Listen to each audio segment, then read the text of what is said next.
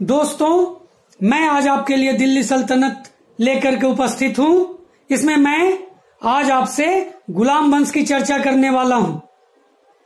गुलाम वंश जो 1206 से 1290 तक भारत में शासन किया, यानी कुतुबुद्दीन ऐबक से लेकर के कैकुबात तक चर्चा करने वाला हूं। आप खुद अंदाजा लगाइए कितने प्रश्न पूछे जाते हैं एग्जामिनेशन में गुलाम वंश से। तो सभी प्रश्नों का आंसर आपको इस वीडियो में मिलने वाला है। आपको मालूम है कि गुलाम वंश भारत का पहला मुस्लिम साम्राज्य था। इसके पहले कोई भी मुस्लिम शासक कोई विशेष असर भारत में नहीं छोड़ पाया था। गुलाम वंश पहला मुस्लिम साम्राज्य था जो यहां पर आकर के अपनी सत्ता स्थापित कर सका। दिल्ली सल्तनत की शुरुआत यहीं से होती है। तो एक प्रश्न जरूर आपके मन में उठ रहा होगा कि भाई गुलामी वंश थोड़े है दिल्ली सल्तनत में जो अब बार बार दिल्ली सल्तनत कह रहे हैं। तो मैं आपको क्लियर कर दूं कि मैं इसके लिए दिल्ली सल्तनत का एक सीरीज बनाया है और पहला एपिसोड आपके लिए गुलाम वंश से है और गुलाम वंश की चर्चा मैं इस वीडियो में करूंगा। तो आने वाले वीडियो आपका जो होगा इस सीरीज के अनुसार ही चलेगा और लोदी वंश तक जाएगा। यानी ये सीरीज में बटा हुआ है दिल्ली सल्तनत।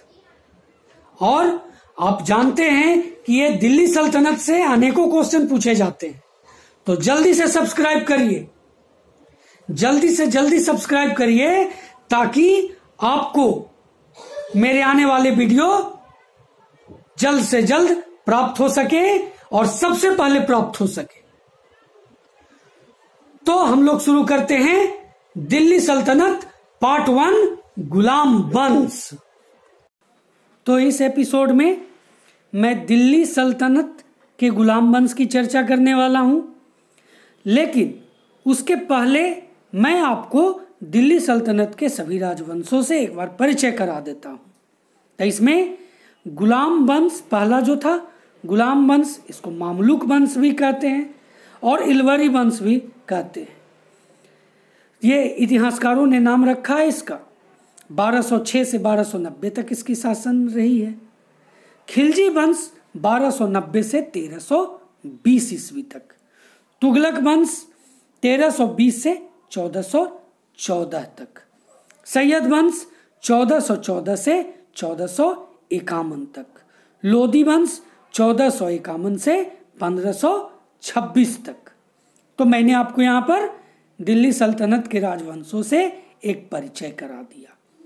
थोड़ा सा और जान लीजिए कि ऊपर के जो चार वंश थे वो तुर्क थे और अंतिम वंश लोदी वंश अफगान थे। क्या थे? अफगान थे। अंत में मुगल वंश के संस्थापक बाबर ने इस साम्राज्य का अंत किया। आप जानते हैं पानीपत के युद्ध में हरा करके इब्राहिम लोदी को। तो अब जो शुरुआत होगा, अब वो क्या होगा? क्या चीज का शुरुआत होने वाला है? गुलाम वंश के प्रथम शासक कुतुबुद्दीन ऐबक से। ध्यान से देखिए।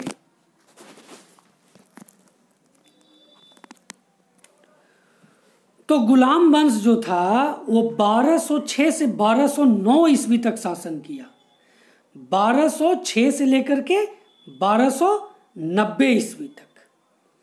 इतिहासकारों ने इसे मामलुक और इलवरी वंश के नाम से भी पुकारा है, लेकिन सर्वाधिक उपयुक्त नाम इलवरी वंश है, क्योंकि कुतुबुद्दीन ऐबक को छोड़कर इस वंश के सभी शासक इलवरी तुर्क थे, है ना। कुतुबुद्दीन ऐबक को छोड़कर के बाकी सभी इलवरी तुर्क थे।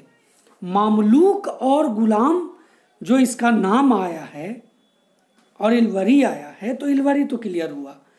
गुलाम जो थे उसे बहुत से इतिहासकारों ने कहा कि इसे गुलाम वंश कहना उचित नहीं होगा, क्योंकि सिर्फ कुतुबुद्दीन ऐबक पूर्ण रूप से गुलाम था। बाकी जितने भी थे वो कहीं ना कहीं अगर देखा जाए तो आप देखिए इसको इल्तुतमिश को, तो इल्तुतमिश कुतुबुद्दीन ऐबक का गुलाम और दामाद था, लेकिन जैसे ही दामाद बनाया गुलामी से के जंजीरों से मुक्ति उसको मिल गई थी। और साथ ही साथ आप ये देख लीजिए कि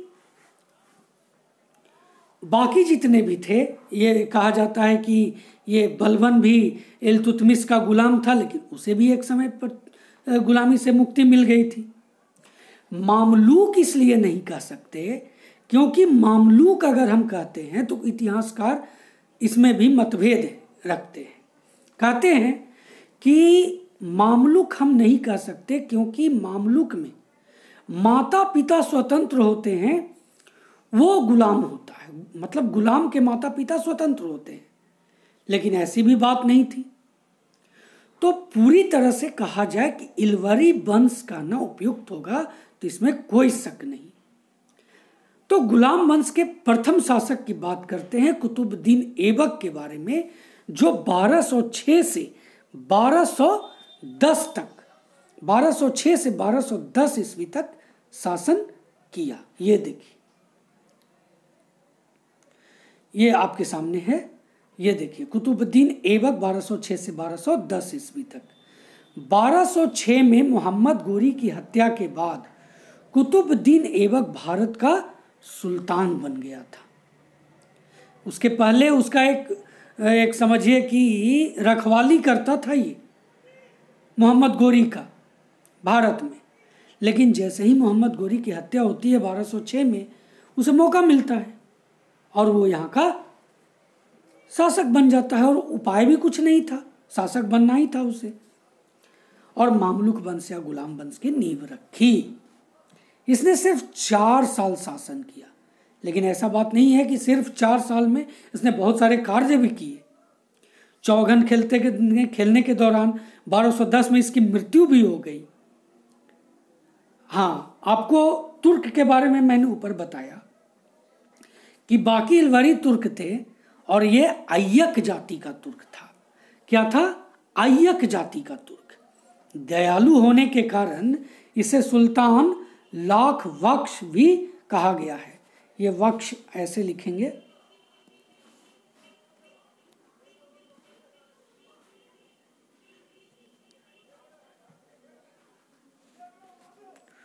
तो लाख वक्श भी कहा गया है।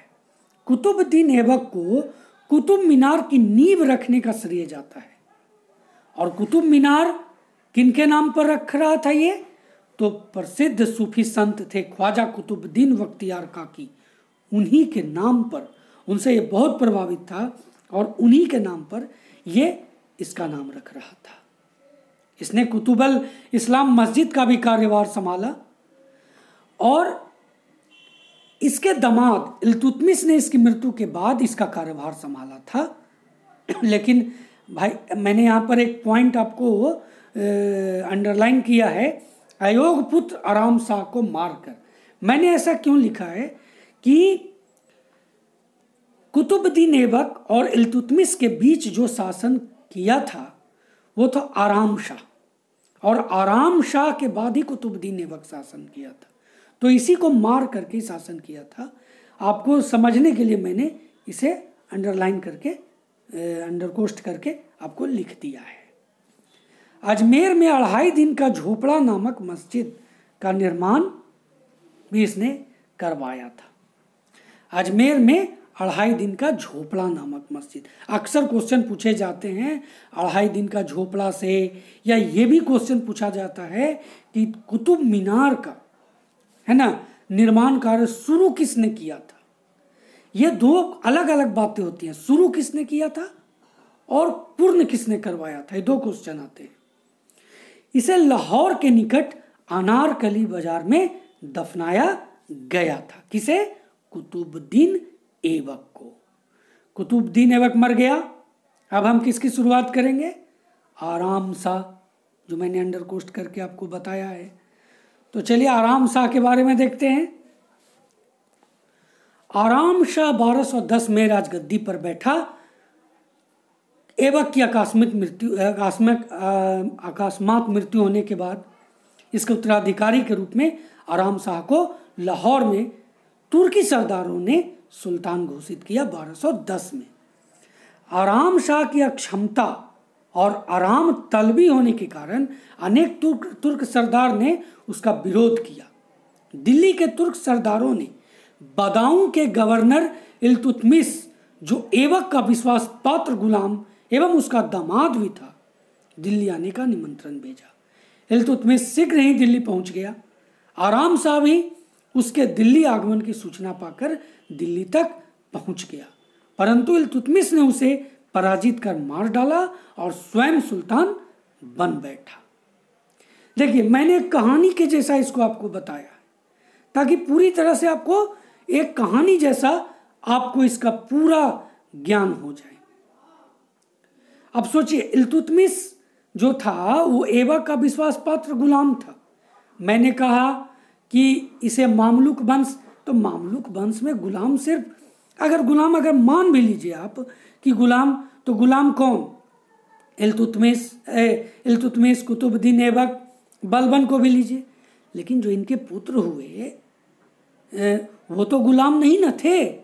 तो गुलाम वंश इनको ऐसे पूरी तरह से नहीं कर सकते थे। और इसमें पूर्ण रूप से अगर गुलाम देखा जाए तो वो कौन था? तो वो था सिर्फ और सिर्फ कुतुबुद्दीन ऐबक। बाकी तो की गुलामी से आज़ादी मिल गई थी। तो फिर हम इसके बारे में बात कर लिया, आराम शाह के बारे में, ठीक ना। इल्तुतमिश ने उसे पराजित कर मार दिया था और स्वयं सुल्तान बन बैठा था। अब जिससे सबसे ज्यादा प्रश्न पूछे जाते हैं इल्तुतमिश से, उसके बारे में चर्चा मैं करूंगा यहां आपसे। तो शमसुद्दीन इल्तुतमिश जो था 1210 से 1236 तक ये शासन किया था आराम शाह को मार करके, और ये दिल्ली के राजगद्दी पर बैठ गया था। इल्तुतमिश या अल्तमश भी इसे कहा जाता है। यह इलवरी तुर्क था। मैंने पहले भी आपको वीडियो के शुरुआत में ही बताया है कि सिर्फ कुतुबुद्दीन ऐबक को छोड़ करके बाकी सभी इलवरी तुर्क थे। तो इल्तुतमिश शमसी वंश का था। किस वंश से बिलोंग करता था ये? शमसी वंश। इसलिए नए वंश का नाम शमसी वंश पड़ा। दिल्ली में कुतुबुद्दीन ऐबक ने उसे अपने दास के रूप में खरीदा था। इसे भी मैंने आपको पहले बताया है। इल्तुतमिश के प्रशासनिक क्षमता को देखकर उससे प्रभावित होकर कुतुबुद्दीन ऐबक ने उसे अमीर शिकार का पद दिया था। एक क्वेश्चन आता है, क्या नाम है इसका? अमीर शिकार। अमीर शिकार, ये देखिए, अमीर शिकार का पद दिया। 1205 ईस्वी में इल्तुतमिश को ऐबक ने दास्ता से मुक्त कर दिया। कब? 1205 में। इसके बाद उसे बदाऊं का प्रशासक नियुक्त किया गया। ऐबक ने अपनी एक पुत्री का विवाह भी इसके साथ कर दिया था।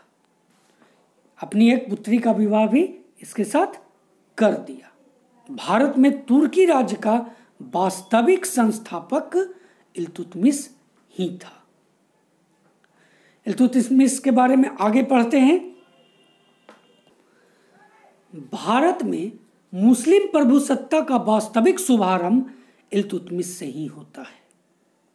मुस्लिम प्रभुसत्ता कहने का मतलब कि अगर कुतुबुद्दीन ऐबक की बात करें तो वो 4 साल रहा, आराम शाह तुरंत ही मतलब उसको मार दिया इल्तुतमिश ने, तो निश्चित ही है कि मुस्लिम प्रभुसत्ता की शुरुआत इल्तुतमिश से ही होगा। तो इसने कुतुब मीनार को बनवा करके पूरा किया, जिसको शुरुआत किसने की थी? कुतुबुद्दीन ऐबक ने। इल्तुतमिश ने इक्ता व्यवस्था शुरू की थी। तो आप पूछिएगा इक्ता व्यवस्था क्या होता है? मैंने इसे भी आपके सामने क्लियर कर दिया है कि सैनिक व गैर सैनिक अधिकारियों को नगद वेतन के बदले जो भूमि प्रदान की जाती थी वही इक्ता व्यवस्था थी। इक्ता एक अरबी शब्द है जिसका अर्थ ही होता है भूमि। यह भूमि इक्ता तथा इसे लेने वाला इक्तादार कहलाते थे। ये देखिए, यह भूमि इक्ता और इसे लेने वाले इक्तादार कहलाते थे। इल्तुतमिश ने चांदी के टका तथा तांबे के जीतल का प्रचलन किया एवं दिल्ली में टकसाल स्थापित किए थे। क्वेश्चन आता है कि इल्तुतमिश ने किस तरह के सिक्के चलवाए थे, तो आप बोलिएगा टका और जीतल। आप इसे टिक आउट कीजिए। दिल्ली में इसने टकसाल स्थापित किए। टकों पर टकसाल का नाम लिखने की परंपरा भारत में प्रचलित करने का श्रेय, नाम लिखने की परंपरा का प्रचलित करने का श्रेय किसे जाता है, तो इल्तुतमिश को ही जाता है।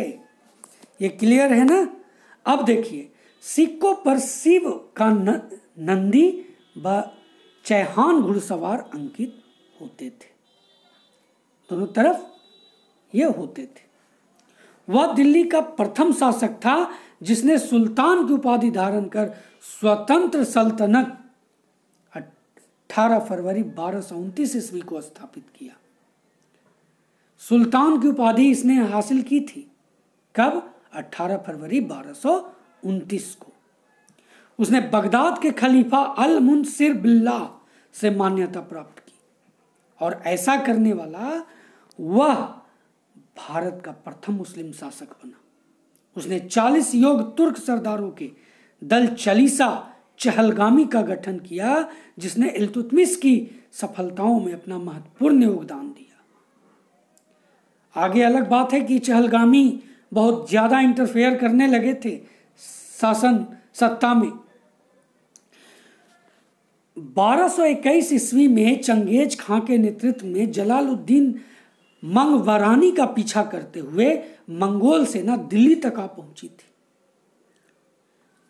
इल्तुतमिश का समझ लीजिए कि वो एक चालाकी भरा और उसके तीक्ष्ण बुद्धि को दर्शाता है कि इसने ये जलालुद्दीन मंगवरानी को शरण देने से मना करके चतुराई पूर्वक दिल्ली को मंगोलों के आक्रमण से बचा लिया था।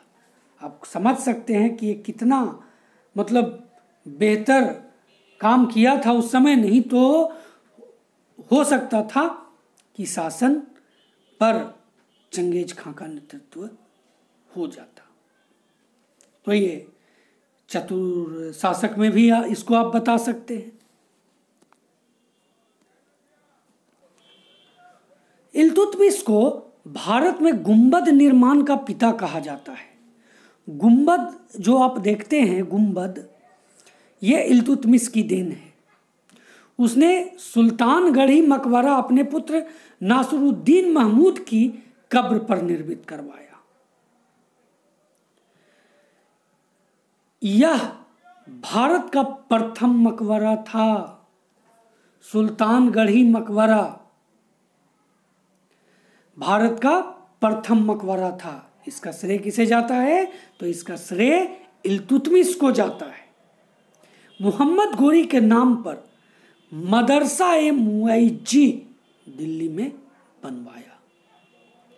यानी इसने मोहम्मद गोरी के मतलब समझ लीजिए कि मोहम्मद गोरी के एहसानों को याद रखा होगा भाई। मदरसा ए मुइज्जी दिल्ली में बनवाया। उज्जैन का महाकाल मंदिर को यह ध्वस्त करवाया था।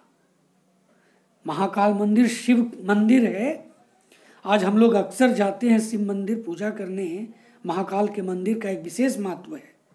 इल्तुतमिश ने इसको ध्वस्त करवाया था। तो जब हम मुस्लिम शासकों की बात करते हैं तो वो मंदिरों को तो ध्वस्त करवाया ही करवाया, इसमें कोई शक नहीं है। जिस मुस्लिम के शासक की बात करें, मंदिरों को उन्होंने टारगेट जरूर किया था। दिल्ली को राजधानी बनाने वाला प्रथम सुल्तान इल्तुतमिश ही था। यानी दिल्ली को राजधानी किसने बनाया सबसे पहले? इल्तुतमिश ने। 30 अप्रैल 1236 ईस्वी को इसकी मृत्यु हो गई। 30 अप्रैल 1236 को इसकी मृत्यु हो गई। इसके शासनकाल में न्याय चाहने वाला व्यक्ति लाल वस्त्र धारण करता था। यानी जिसे अगर न्याय चाहिए तो वो कैसा वस्त्र पहनता था? लाल वस्त्र। लाल ऐसे भी खतरे का निशान है, तो न्याय चाहना है तो ये समझ जाता था कि इसको न्याय चाहता है ये, तो वो उसका न्याय करता था। इल्तुतमिश के दरबार में प्रसिद्ध इतिहासकार मिनहाज उल सिराज रहते थे, जिन्होंने तबकात-ए-नासिरी की रचना की, जिससे आरंभिक मध्यकालीन इतिहास का ज्ञान भी होता है। आरंभिक मध्यकालीन इतिहास का ज्ञान होता है तबकात-ए-नासिरी की रचना से। ठीक है, किन्होंने किया था तबकात-ए-नासिरी की रचना? मिनहाजुस सिराज ने। तो आगे बढ़ते हैं। सुल्तान रुकनुद्दीन फिरोज 1236 ईस्वी। आप जानते हैं इल्तुतमिश ने अपना उत्तराधिकारी किसे बनाया था?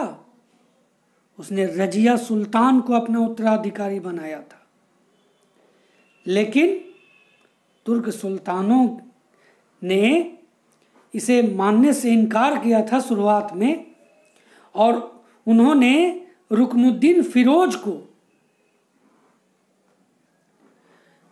उसकी माता शाह तुर्कान के संरक्षण में सुल्तान घोषित किया गया 1236 में। इसके आलसी और विलासी प्रवृत्ति होने के कारण अधिकारी वर्ग जनता पर हावी थे। यानी ये तो क्या करता था? दिन सोया हुआ रहता होगा। विलासी आप समझवे करते हैं, मदिरा पान है ना, नृत्य का आनंद लेना, ये सब में मग्न रहता होगा। तो अधिकारी वर्ग तो होता ही वैसा है।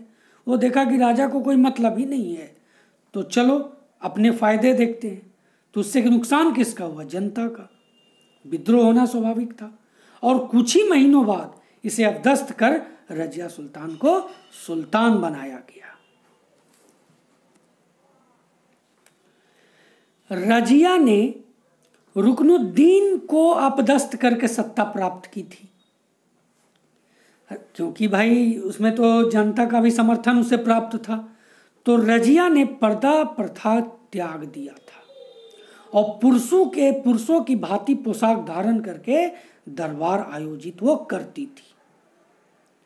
इसके बारे में, रजिया सुल्तान के बारे में आप ये भी पढ़े होंगे भी कि यह भारत की प्रथम मुस्लिम शासिका थी, या महिला शासिका भी इसको बोला जाता है कि प्रथम महिला शासिका थी।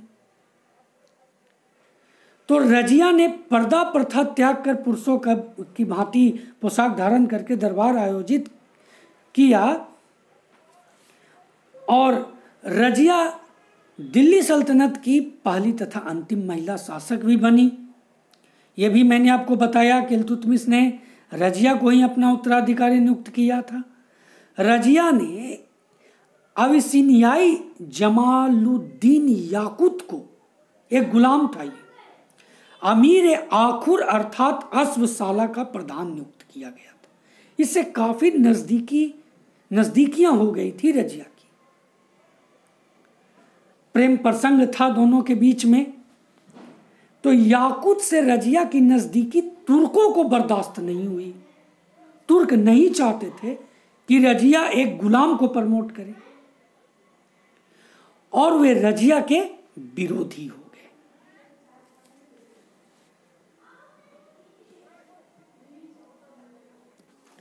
और इसका असर हुआ कि रजिया के शासनकाल में मुल्तान, बदाऊं और लाहौर के सरदारों ने विद्रोह कर दिया,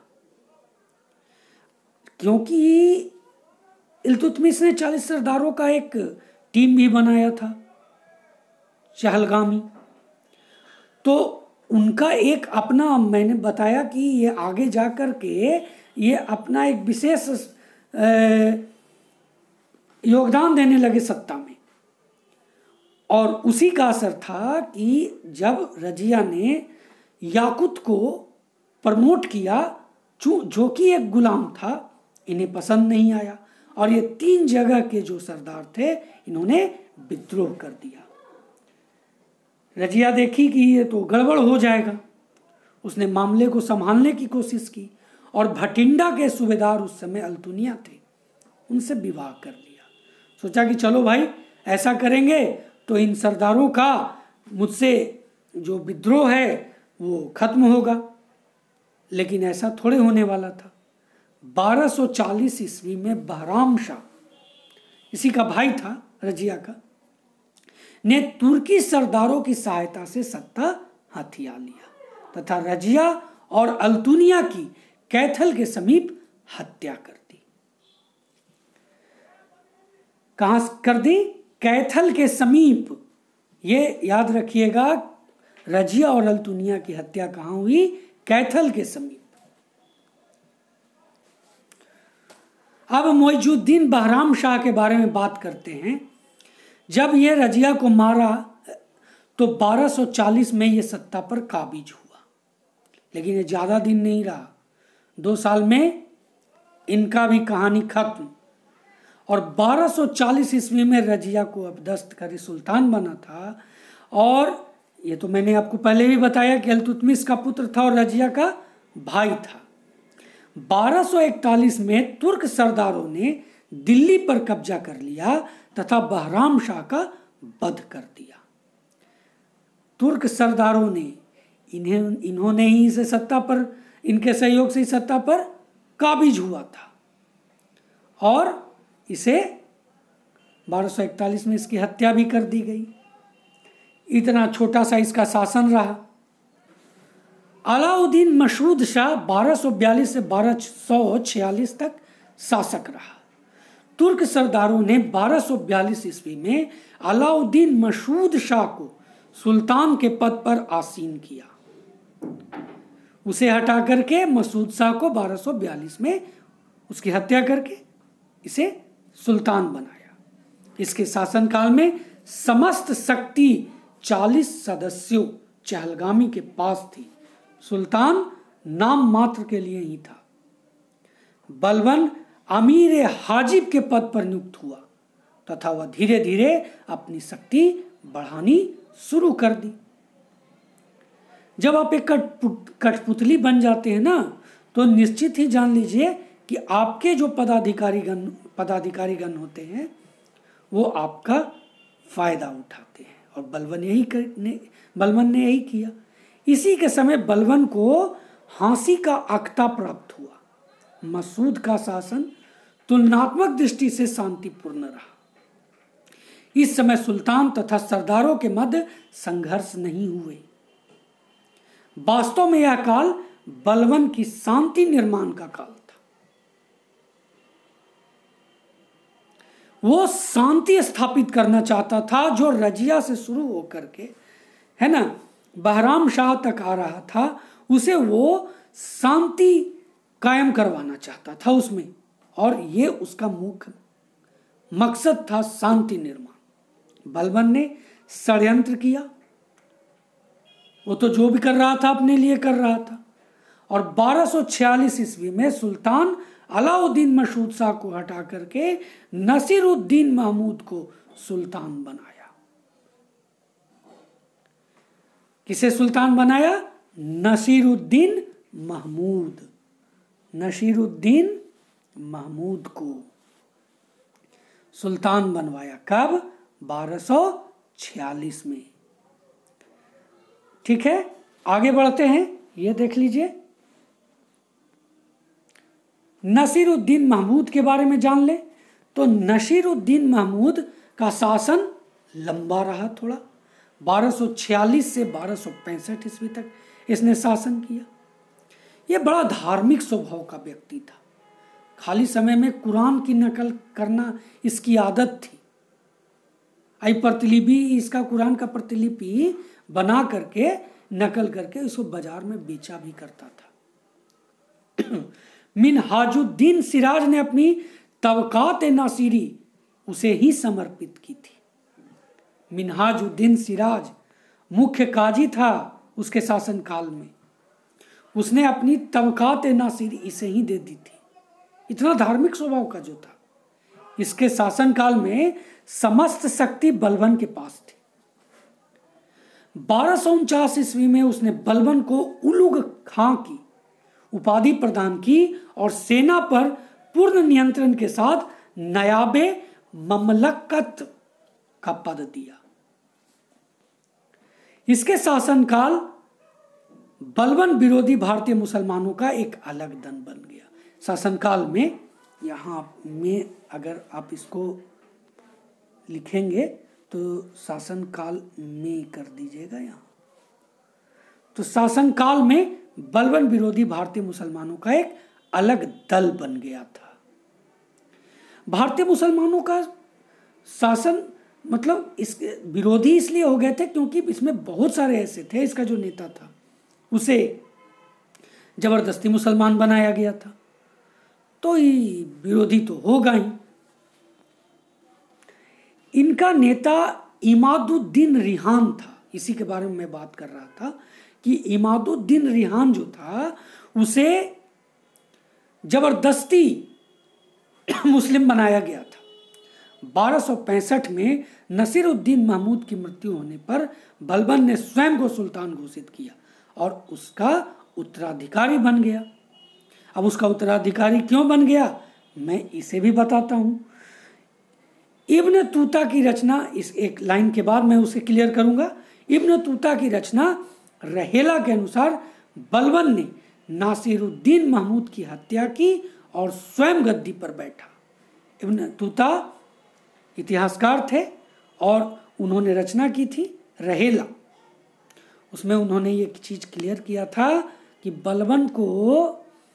बलबन ने नसीरुद्दीन महमूद की मृत्यु का इंतजार नहीं किया था बल्कि उसकी हत्या कर दी थी। अब जो है मैं बताने जा रहा हूं गियासुद्दीन बलबन के बारे में। ये अपने आप को उसका उत्तराधिकारी इसलिए घोषित कर लिया क्योंकि वह उसका ससुर था और गुलाम वंश का 9वां सुल्तान था। यह भी मैंने क्लियर पहले किया है कि बलबन इल्तुतमिश का गुलाम था। सिंहासन पर बैठने के बाद उसने सुल्तान गयासुद्दीन की उपाधि धारण की। सुल्तान गयासुद्दीन की उपाधि धारण इसने की थी। इसके सुल्तान बनने पर दरबारी अमीरों ने जब विद्रोह किया तो बलबन ने उन्हें कुचल दिया। उसने एक निष्पक्ष न्याय व्यवस्था की भी स्थापना की थी। यानी बलबन जहां एक, अगर कहा जाए कि ये तानाशाह की बात तो पूरी तरह से नहीं कह सकते क्योंकि न्याय व्यवस्था इसके शासनकाल में बहुत जबरदस्त थी। इल्तुतमिश द्वारा बनाया 40 दल को उसने नष्ट कर दिया क्योंकि उन अमीरों का सत्ता में दखल बहुत अधिक था और इसे निरंकुश शासन चाहिए था। इस पर निरंकुश समझ रहे हैं, जिस पर कोई किसी का अंकुश ना हो। और जब से इल्तुतमिश ने उन 40 सरदारों का चहलगामी बनाया था, इल्तुतमिश के मृत्यु के बाद इनका एक जबरदस्त दखल रहा गुलाम वंश के ऊपर। लेकिन बलबन ने इसे समाप्त कर दिया। वह कुरान के नियमों को शासन व्यवस्था का आधार मानता था और उसके अनुसार सुल्तान पृथ्वी पर ईश्वर का प्रतिनिधि होता था। मैं इसी लाइन के आधार पर मैंने पहले कहा था आपको कि इसे पूरी तरह से तानाशाह भी नहीं कह सकते। तानाशाह की बात जो मैंने लाई थी वो इसी वर्ड पर लाई थी। जब ईश्वर का प्रतिनिधि होता है तो जरूरी नहीं है कि एक राजा भगवान की तरह ही मतलब लोगों को ट्रीट करेगा, दुलार करेगा, वो उसके प्रति कड़ा भी हो जाता है। तो बलबन ने सुल्तान की प्रतिष्ठा को स्थापित करने के लिए रक्त और लौह नीति अपनाई। ये रक्त और लौह नीति क्या थी? अक्सर हम लोग ऑब्जेक्टिव में पढ़ लेते हैं कि रक्त और लौह की नीति किसने अपनाई, तो बलबन, मार के आगे बढ़ जाते हैं।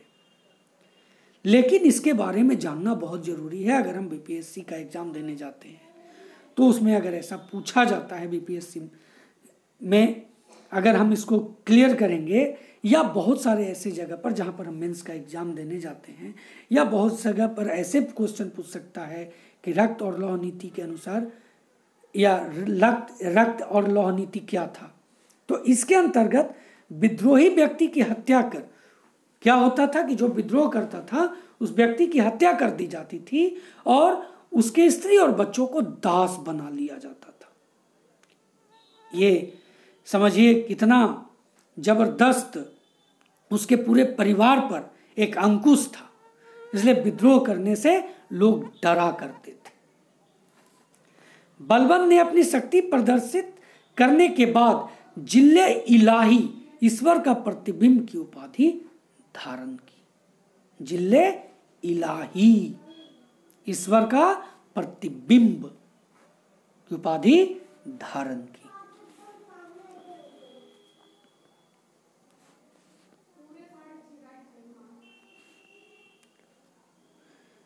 अब आगे देखते हैं, यह शासक वर्ग में केवल उच्च कुल के लोगों को ही नियुक्त करता था। उसको छोटी जाति के लोग पसंद नहीं थे। वो कहता था कि छोटी जाति के लोगों को मैं जब देखता हूं तो मैं बहुत गुस्सा होता हूं, मैं आग बबूला हो जाता हूं और मेरे हाथ अनायास ही तलवार पर आ जाते हैं। मतलब आप सोच सकते हैं कि ये कितने ज्यादा, तो आप सोचिए कि जब वो ऐसा व्यक्ति को देखता था तो इसके नाड़ी क्रोध से उत्तेजित हो जाते थे। यानी कितना ज्यादा ये संकीर्ण मानसिकता से ग्रसित था, यह आप इस बात से अनुमान लगा सकते थे। वह दरबार में संपूर्ण वेशभूषा के साथ उपस्थित होता था। उसने दरबारी शिष्टाचार को कठोरता से लागू किया। उसके दरबार में न तो कोई हंसता था न मुस्कुराता था, तथा उसके समय में दरबारियों को शराब पीना भी मना था। कितना कठोर शासक था, इन दो बिंदुओं से आप अनुमान लगा सकते हैं। बलबन ने परंपरा नौरोज की शुरुआत की। फारसी मैंने काट दिया है, यह ईरानी त्योहार है। नौरोज की शुरुआत बलबन ने ही की थी। बलबन ने ईरानी परंपराओं के अनुसार कई परंपराएं आरंभ करवाई। उसने सिजदा, लोग क्या करते थे कि भूमि पर लेट जाते थे, लेट कर इसका अभिवादन करते थे। यानी आप, मैंने कहा ना, ये अपने आप को ईश्वर का प्रतिनिधि मानता था। तो कहता था कि जैसे आप ईश्वर के सामने सजदा करते हैं उसी तरह मेरे सामने कीजिए, भूमि पर लेटिए और मेरा अभिवादन कीजिए। पैबोस, और देखिए पैबोस का क्या, तो जा करके उनके चरण को चूमिए। ये दो व्यवस्थाएं इसने लागू की, जिसका उद्देश्य साफ तौर पर सुल्तान की प्रतिष्ठा में वृद्धि करना था।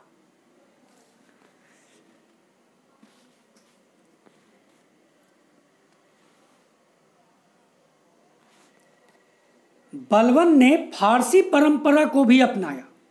उसने अपने पौत्रों को फारसी सम्राटों की तरह नाम रखे थे। कैकुबाद, कैखुसरो, ये सब जो है ना वो फारसी परंपरा के नाम है, फारसी सम्राटों की नाम। 1285 ईस्वी में मंगोलों ने तैमूर खां के नेतृत्व में मुल्तान पर आक्रमण किया, जिसमें बलबन का पुत्र मुहम्मद मंगोलों से लड़ता हुआ मारा गया। और वो अपने इस पुत्र से बहुत प्रेम करता था, और जिसके कारण उसे गहरा आघात पहुंचा, सदमा पहुंचा। और उस सदमा से एक वर्ष के अंदर, सिर्फ एक वर्ष के अंदर ही बलबन की मृत्यु 1286 में हो गई। यहां पर मैंने बलबन का 1286 से 1287 लिखा है, कहीं कहीं 1286 भी मिलता है, कहीं कहीं 1287 भी मिलता है। मैंने यहाँ 87 लेकर के चला, है ना, ताकि दोनों तरह के मैं बातों को आपके सामने क्लियर कर दे रहा हूँ, ताकि किसी तरह का कंफ्यूजन आपके बीच न रहे। अब मैं कैकुबाद की बात करूंगा। तो कैकुबाद अथवा कैकोबाद को 1718 वर्ष की अवस्था में दिल्ली की गद्दी पर बैठाया गया था। दिल्ली की गद्दी पर 1718 वर्ष की अवस्था में बैठाया गया था। वह सुल्तान बलबन का पोता था और उसके सबसे बड़े पुत्र बुगरा खां का लड़का था। कैकुबाद के पूर्व बलबन ने अपनी मृत्यु के पूर्व कैखुसरो को अपना उत्तराधिकारी नियुक्त किया था, लेकिन दिल्ली के कोतवाल फखरुद्दीन मोहम्मद ने बलबन की मृत्यु के बाद कूटनीति द्वारा कैखुसरो को मुल्तान की सूबेदारी देकर कैकुबाद को दिल्ली की राजगद्दी पर बैठा दिया था। किसने? दिल्ली का कोतवाल फखरुद्दीन मोहम्मद ने। तो कैकुबाद को दिल्ली की राजगद्दी पर बैठा दिया। अब कैकुबाद के बारे में और कुछ विशेष जानकारी हासिल करते हैं। तो कैकुबाद 1287 से 1290 इसका कुल यही समय था। ये 3 साल तक शासक रहा। कैकुबाद ने गैर तुर्क सरदार जलालुद्दीन खिलजी को अपना सेनापति बनाया, जिसका तुर्क सरदारों पर बुरा प्रभाव पड़ा। कैकुबाद की सेना द्वारा मंगोलों को खदेड़ दिया गया था, यानी मंगोलों को इसने खदेड़ने में महत्वपूर्ण भूमिका निभाई थी। इसकी सेना ने कैकुबाद को लकवा मार दिया था, जिसके कारण प्रशासनिक कार्यों में ध्यान नहीं दे पाया, अक्षम हो गया।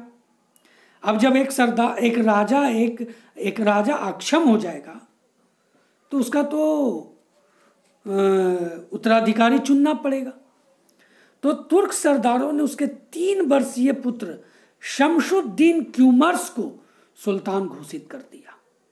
सोचिए, मात्र 3 साल का था। 3 साल में क्या बच्चा करेगा? तो कहीं ना कहीं तुर्क सरदार ने अपनी गोटी सेट की। कालांतर में जलालुद्दीन फिरोज खिलजी ने दिल्ली के तख्त पर शमसुद्दीन का वध कर कब्जा कर लिया तथा खिलजी वंश की स्थापना की। तो आज मैं आपको यहीं तक, इस एपिसोड में मैंने आपसे कहा था कि गुलाम वंश तक मैं क्लियर करूंगा। अब इसके बाद अगले एपिसोड में मैं आपको खिलजी वंश लेकर के आने वाला हूं।